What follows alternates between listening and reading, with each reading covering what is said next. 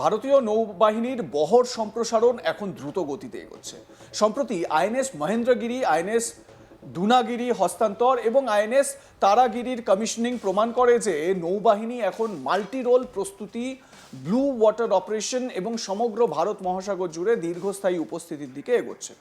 নৌবাহিনীর project 17A ভারতের জন্য কি অর্থ বহন করে সেটি এখানে বিশ্লেষণ করা হলো।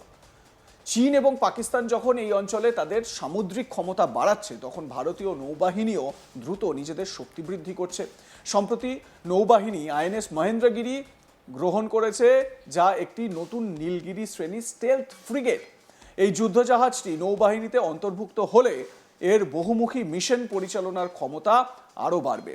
আইএনএস মহেন্দ্রগিরি হস্তান্তরের মাত্র 1 মাস আগে ভারতীয় নৌবাহিনী আরেকটি ফ্রন্টলাইন যুদ্ধজাহাজ আইএনএস দুনাগিরি পেয়েছিল। তারও আগে এপ্রিল মাসে মাল্টি মিশন সক্ষম আইএনএস তারাগিরি নৌবাহিনীতে কমিশন করা হয়। এই 3টি যুদ্ধজাহাজই গাইডেড মিসাইল সজ্জিত এবং উন্নত স্টেলথ প্রযুক্তিতে নির্মিত, যা শত্রুর রেডার ও সেন্সর থেকে শনাক্ত হওয়ার সম্ভাবনা কমিয়ে দেয়। এই যুদ্ধজাহাজগুলির অন্তর্ভুক্তি, যা দেশের তৃতীয় পারমাণবিক শক্তিচালিত ব্যালিস্টিক মিসাইল সাবমেরিন আইএনএস আরিধামানের কমিশনিংয়ের 1 মাসের মধ্যেই ঘটেছে। তা ভারতীয় নৌবাহিনীর পৃষ্ঠ ও জলের নিচের যুদ্ধ ক্ষমতায় দ্রুত অগ্রগতির প্রমাণ। আইএনএস মহেন্দ্রগিরি 30 এপ্রিল মুম্বাইয়ের Mazagaon doc ship builders limited ভারতীয় নৌবাহিনীর হাতে তুলে দেয়। মানে লিমিটেড থেকে, যেটা আপনাদের বললাম যে মাজাগাঁওয়ের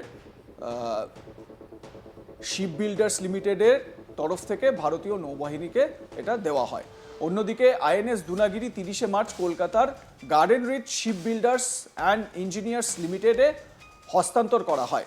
নীলগিরি শ্রেণীর এই 3টি স্টেলথ যুদ্ধজাহাজ আইএনএস তারাগিরি, আইএনএস দুনাগিরি এবং আইএনএস মহেন্দ্রগিরি সবই প্রজেক্ট 17 এর অন্তর্ভুক্ত। দেখুন একবার সেই ভিডিওটি।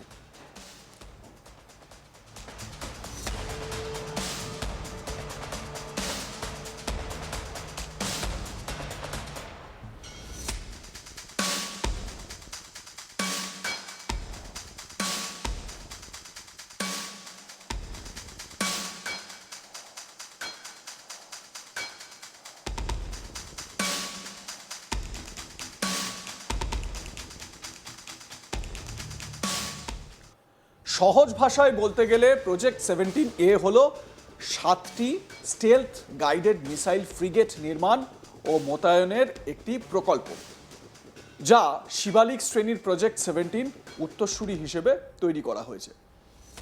শিবালিক শ্রেণীর ফ্রিগেট ছিল ভারতের প্রথম ইন্ডিজিনিয়াস বা দেশীয়ভাবে ডিজাইন করা স্টেলথ যুদ্ধজাহাজ, যা 2010 থেকে 2012 সালের মধ্যে পরিষেবায় আসে। পরবর্তী প্রজেক্ট হচ্ছে 17A, ভিত্তির উপর দাঁড়িয়ে আরও উন্নত স্টেলথ প্রযুক্তি, বড় আকার, প্রায় 6670 টন স্থানচ্যুতি এবং 149 মিটার দৈর্ঘ্য মডুলার নির্মাণ পদ্ধতি এবং আধুনিক অস্ত্র ও সেন্সর ব্যবস্থার সংযোজন করেছে। মানে প্রজেক্ট 17 থেকে প্রজেক্ট 17 এতে আরও অনেক বেশি সুবিধা, আরও অনেক বেশি স্টেলথ প্রযুক্তি ব্যবহার করা হয়েছে, যেটা এই মুহূর্তে বলা হয় যে, দেখবেন আপনারা শুনে থাকবেন, যখন ফাইটার জেটগুলো ডেভেলপ করা হয় বা ফাইটার জেটগুলোকে কেনার চেষ্টা করা হয়, তো সেই সময় কিন্তু এই স্টেলথ প্রযুক্তির কথা আপনারা শুনতে পারেন। তো স্টেলথ প্রযুক্তি হচ্ছে গিয়ে, তার মধ্যে অনেক সুবিধা রয়েছে, যেরকম অনেক সময় রেডারে ধরা পড়ে না, তো আরও এরকম বেশ কিছু সুবিধা রয়েছে এই স্টেলথ প্রযুক্তির। এখন 5th জেনারেশন যে কোনো এই ডিফেন্সের জিনিসপত্র, সেগুলো কিন্তু এই স্টেলথ প্রযুক্তিতে নির্ভর করেই করা হচ্ছে। এই বহুমুখী যুদ্ধজাহাজগুলি সমুদ্রের বর্তমান ও ভবিষ্যতের হুমকি মোকাবিলার জন্য তৈরি করা হয়েছে। শত্রু জাহাজের বিরুদ্ধে অ্যান্টি সারফেস যুদ্ধ বিমান ও মিসাইলের বিরুদ্ধে অ্যান্টি এয়ার প্রতিরক্ষা এবং জলের নিচের হুমকির বিরুদ্ধে অ্যান্টি সাবমেরিন অপারেশন, সব ক্ষেত্রেই এগুলি সক্ষম। এগুলি ব্লু ওয়াটার অপারেশন, সমুদ্রপথ সুরক্ষা এবং ভারত মহাসাগর অঞ্চলে শক্তি প্রদর্শনের জন্য ব্যবহৃত হয়। ব্লু ওয়াটার অপারেশন বলতে বোঝায় এমন একটি নৌবাহিনীর ক্ষমতা যা নিজের উপকূল থেকে অনেক দূরে গভীর সমুদ্রে দীর্ঘ সময় ধরে কার্যক্রম চালাতে পারে।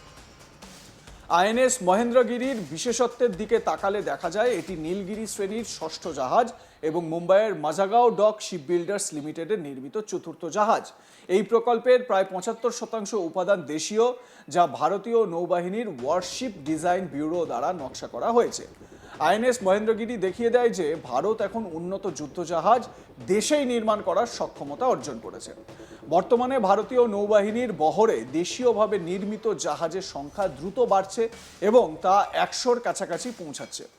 এই প্রকল্পে ২০০-র বেশি ক্ষুদ্র, ছোট ও মাঝারি শিল্প সংস্থা যুক্ত হয়েছে এবং প্রায় ৪,০০০ সরাসরি ও ১০,০০০-এর বেশি পরোক্ষ কর্মসংস্থান তৈরি হয়েছে।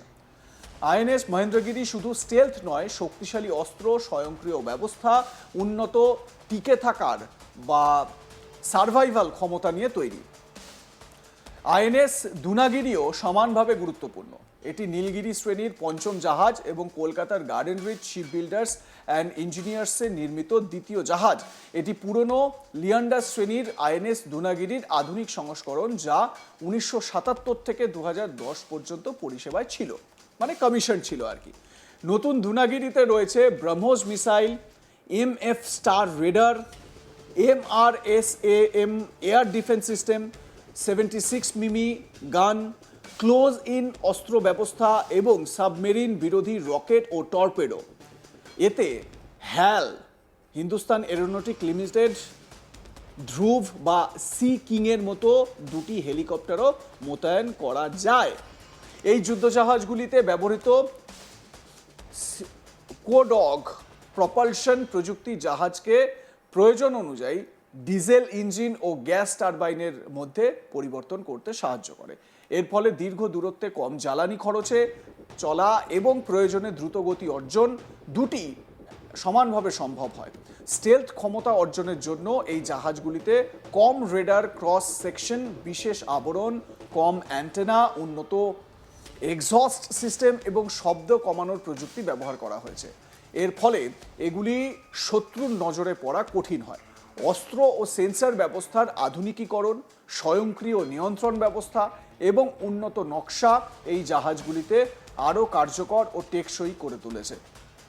সব মিলিয়ে এই নতুন যুদ্ধজাহাজগুলির অন্তর্ভুক্তি ভারতীয় নৌবাহিনীকে আত্মনির্ভরতার পথে এগিয়ে নিয়ে যাচ্ছে এবং সামুদ্রিক শক্তিকে আরও দৃঢ় করছে। পৃষ্ঠ ও জলের নিচে শক্তি বৃদ্ধির মাধ্যমে ভারত স্পষ্টভাবে একটি প্রতিযোগিতামূলক ভারত মহাসাগরের জন্য প্রস্তুতি নিচ্ছে। আগামী কয়েক দশক ধরে এই বহুমুখী যুদ্ধজাহাজগুলি ভারতের সামুদ্রিক নিরাপত্তা নিশ্চিত করতে গুরুত্বপূর্ণ ভূমিকা পালন করবে। এবারে যেটা আপনাদেরকে বলা সেটা হচ্ছে এই যে এই যুদ্ধজাহাজগুলো কি জন্য নৌবাহিনী তারা নিজেদের হাতে পেতে চাইছে, তার কারণ হচ্ছে গিয়ে সমুদ্রপথে চীন এবং পাকিস্তানকে একযোগে তাদেরকে শায়েস্তা করে রাখা। আপনাদের মতামত কি জানাতে থাকুন, দেখতে থাকুন আজ তাক বাংলা। সাবস্ক্রাইব করুন আমাদের ইউটিউব চ্যানেলটি, বেল আইকন প্রেস করুন নোটিফিকেশন পেতে।